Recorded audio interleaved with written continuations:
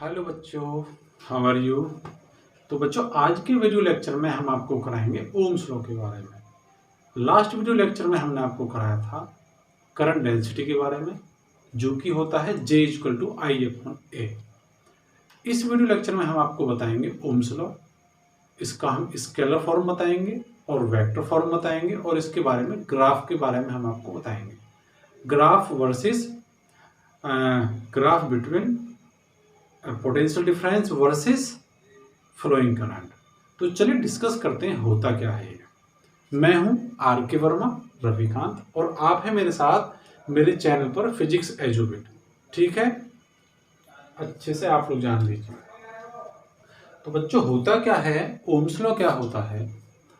All physical conditions remaining same और constant like temperature, humidity and pressure. अब ये होता क्या है Ohm's law. The potential difference across the ends of a conductor is directly proportional to the flowing current through the conductor. Once again, step एक बार मैं दोबारा पढ़ लेता हूँ क्या होता है Ohm's law. The potential difference across the ends of a conductor is directly proportional to the flowing current across the ends of the conductor. ठीक है, अभी होता क्या, सपोज करो हमारे पास कोई कंडक्टर है। ये कंडक्टर है हमारे पास, ठीक है। और इसमें करंट फ्लो हो रहा है आई करंट फ्लो हो रहा है, ओके। और हमने जो पोटेंशियल डिफरेंस लगाया है वो है डेल्टा V, पोटेंशियल डिफरेंस है। कंडक्टर ये है हमारे पास। तो अब इसके अकॉर्डिंग क्या होगा, delta V is directly proportional to I, और डेल्टा V = IR होगा। अब यहां से हम क्या कहें, हम और करके इसको ऐसा भी कर सकते हैं, V = IR। R क्या है यहाँ पर, कांस्टेंट है, जिसको हम बोल देते हैं रेसिस्टेंस। ठीक है, ये कांस्टेंट होगा फॉर ओमिक कंडक्टर के लिए। ठीक है, ये क्या है, ये इसका स्केलर फॉर्म हो गया। ये इसके है स्केलर फॉर्म, ओके। हम ये भी लिख सकते हैं, ये भी लिख सकते हैं। अब सपोज करिएगा बच्चों, हमारे पास कोई कंडक्टर है, ठीक है, और हमने उस कंडक्टर पर हमने कोई पोटेंशियल डिफरेंस अप्लाइड कराया।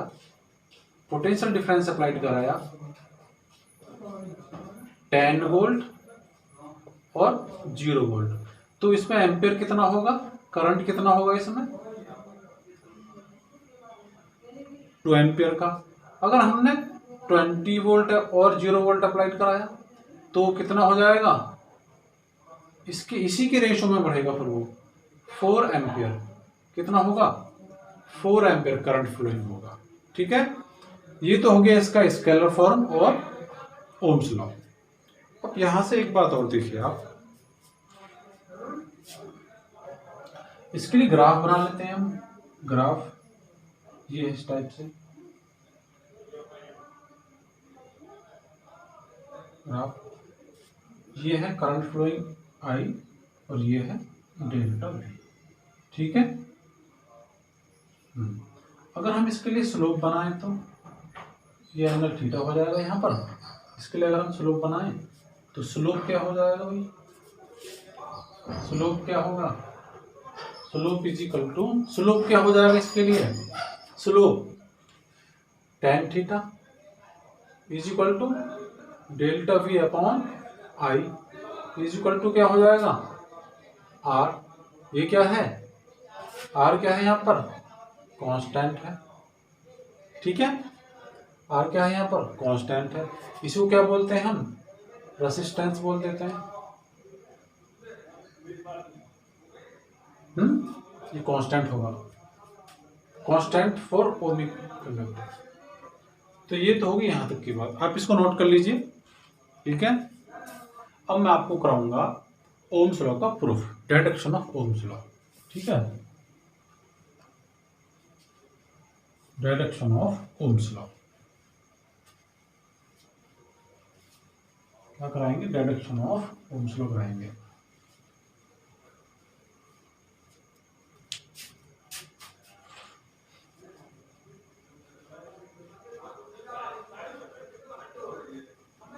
ठीक है, क्या होगा,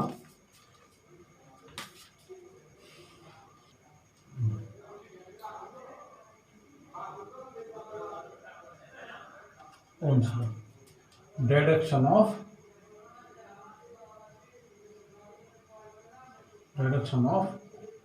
ओम्स लॉ। ठीक है, ये होगा, क्या है इसका प्रूफ कराएंगे। ठीक है,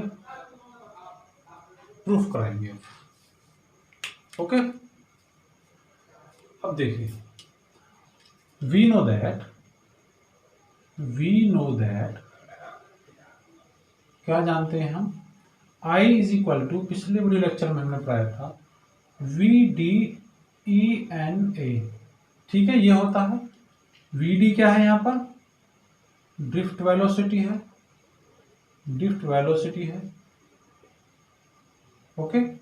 और VD की वैल्यू क्या होती है, EV टॉर्क अपॉन ml। ठीक है, तो क्या करेंगे अब यहां वैल्यू पुट कर देते हैं। Now I is equal to EV torque upon ml into ENA। ठीक, अब I अपॉन अब हम क्या करेंगे इसमें, V अपॉन I कर लेते हैं, V अपॉन I, इसको इधर ले गए हम, इसको इधर ले गए, ml अपॉन, ये क्या हो जाएगा, इसको क्या लिख सकते हैं हम, E square V torque NA upon ml, ऐसा भी कर सकते हैं। अब मैंने क्या, V अपॉन I किया मैंने, इसको मैं 3 से ले गया, इसको ऐसे। ठीक है, ml अपॉन क्या बचेगा, NE स्क्वायर टॉर्क A, ये तो बचेगा इधर। ओके, अब ये क्या है यहाँ पर कांस्टेंट, इसको बोलते हैं R। यहाँ से V upon I is equal to R, तो ये इसका प्रूफ हो जाता है। Where R is equal to क्या है, R इज इक्वल टू क्या है, ml upon NE square torque A। ठीक, ये क्या है कांस्टेंट है। अब यहां से आप देखिएगा, M क्या है, M क्या है, मास ऑफ इलेक्ट्रॉन है। ये क्या है, कांस्टेंट होता है ये। L क्या है, लेंथ है, कंडक्टर की लेंथ है। तो ये कब तक कांस्टेंट रहेगी, जब तक टेम्परेचर कांस्टेंट है। ठीक, number of electrons per unit volume constant. E क्या है, चार्ज ऑन इलेक्ट्रॉन, ये भी कांस्टेंट होता है। टॉर्क क्या है, यहाँ पर एवरेज रिलैक्सेशन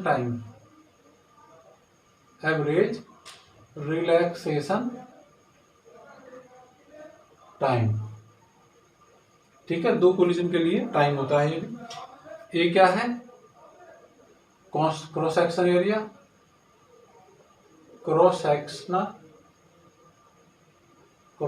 एरिया। तो ये कब है, व्हेन टेम्परेचर कांस्टेंट। ये कब के लिए है, जब टेम्परेचर कांस्टेंट है। सारी चीजें तब कांस्टेंट होंगी जब टेम्परेचर कांस्टेंट होगा। जब ये सारी चीजें कांस्टेंट है तो R भी कांस्टेंट होगा। ठीक है, तो ये इसका प्रूफ हो जाता है, V upon I equal to R। तो बच्चों आप इसको नोट करिएगा। तो बच्चों आपने लिख लिया होगा, तो अब कराएंगे आपको Ohm's law in vector form. क्या होगा? Ohm's law in vector form. इसको मैं रफ कर देता हूँ, ठीक है।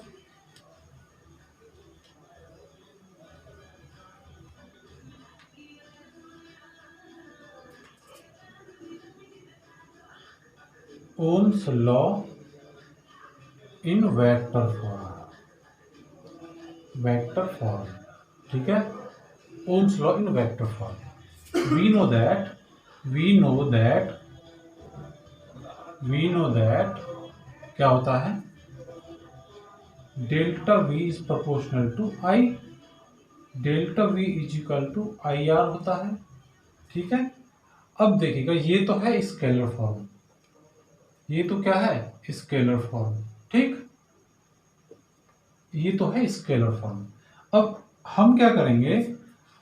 पोटेंशियल को हम किस में कन्वर्ट करेंगे? इसको करेंगे ई में, और इसको हम करंट को कैसे करते हैं? इलेक्ट्रिक करंट को करंट डेंसिटी में, जी में, और ये इसके इक्विवेलेंट हो जाएगा रॉ के, ठीक है। रेसिस्टिविटी होता है। ये हो गया हमारा, ये हो गया वेक्टर फॉर्म, ये हो गया वेक्टर फॉर्म, ठीक है। अब ये इसकी हमें डायरेक्शन कैसे पता किया? क्योंकि अब बच्चों आप कह रहे हो कि डायरेक्शन किस तरह से आएगा, डायरेक्शन कैसे आएगा इसका? डायरेक्शन के लिए मैं भी आपको बताऊंगा कैसे कैसे आएगा ये। या इससे पहले एक चीज और आप देख लीजिए, इससे पहले एक चीज और, अब यहां से बट कंडक्टिविटी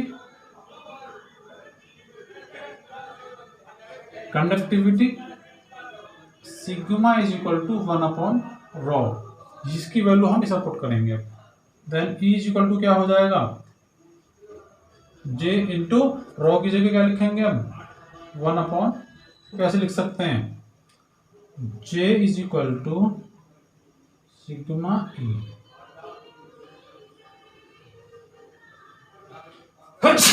सॉरी, ठीक है। ये भी क्या है? वेक्टर फॉर्म है, ये भी तो वेक्टर फॉर्म है। अब ये फॉर्म हम कैसे लाते हैं इसको देख लीजिए आप। We know that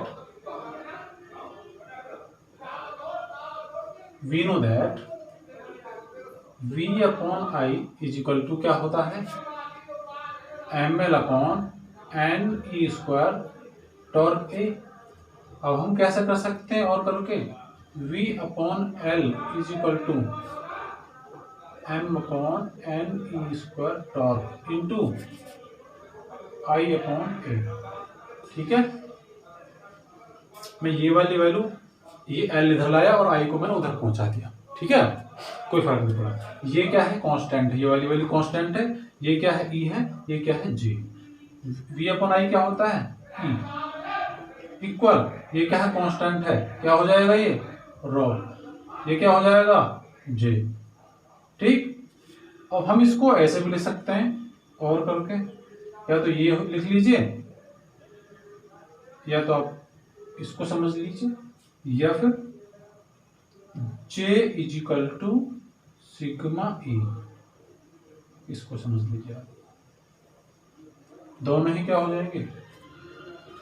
vector form हो जाएंगे, ठीक है। क्योंकि m अपॉन n² क्या हो जाएगा? n² टॉर्क क्या हो जाएगा? कांस्टेंट। क्या है? कांस्टेंट। क्या बोलते हैं इसको हम? रॉ बोलते हैं, ठीक है। अब ये कंडीशन तब प्राप्त होती है हमें, जैसे हमारे पास कोई कंडक्टर है, इस तरह से कोई, ठीक है, कंडक्टर है, और हमने कोई वो लगाया हुआ है, इसमें बैटरी लगी हुई है, पोटेंशियल डिफरेंस है, करंट फ्लो हो रहा है ऐसे, तो क्रॉस सेक्शन एरिया है इसमें कोई, ठीक है, ये क्रॉस सेक्शन एरिया है इसका कोई, तो ये करंट आई होगा इस डायरेक्शन में, तो ये भी इसकी डायरेक्शन में होगा, ठीक है। पोटेंशियल डिफरेंस की डायरेक्शन वही होगी जो इसकी होगी। यहाँ से देखें, ये आई है, यही यही किसकी डायरेक्शन हो जाएगी, ई की डायरेक्शन भी यही होगी जो इसकी डायरेक्शन हो जाएगी, सेम डायरेक्शन दोनों। अब कराएंगे आपको ग्राफ कराएंगे आपको ग्राफ। एक तो ग्राफ देखिएगा ओमिक कंडक्टर के लिए थीटा होगा आई, ठीक है, डेल्टा बी। स्लोप कैसा हो जाएगा यहाँ पर, tan theta equal delta V upon I is equal to R, यानी कि कांस्टेंट। ठीक है, ये स्ट्रेट लाइन होगी इसके लिए, इन दोनों के रेशो में बढ़ता चला जाएगा। ठीक है, ये तो है ओमिक कंडक्टर के लिए। ओमिक कंडक्टर के लिए, for ohmic conductor. Non ohmic conductor के लिए बताएं आपको, नॉन ओमिक कंडक्टर के लिए, नॉन ओमिक कंडक्टर के लिए क्या होगा, नॉन ओमिक कंडक्टर के लिए ग्राफ, नॉन ओमिक कंडक्टर के लिए जैसे हम ऐसे बनाएंगे तो उसका जो है थोड़ा सा पार्ट कुछ इस तरह से कर्व होता चला जाएगा, आई डेल्टा वी। ठीक है, अब इसमें ये क्या है, ये नॉन ओमिक कंडक्टर के लिए है, नॉन ओमिक कंडक्टर के लिए कुछ इस तरह से ग्राफ बनेगा इसके लिए। ये कांस्टेंट नहीं होगा, R is equal to not constant, not constant, ये कांस्टेंट नहीं होगा। ये जो होगा delta V upon I is equal to R is equal to not constant, constant नहीं होगा ये। ठीक है, तो बच्चों आई थिंक आपको समझ में आया होगा ये टॉपिक।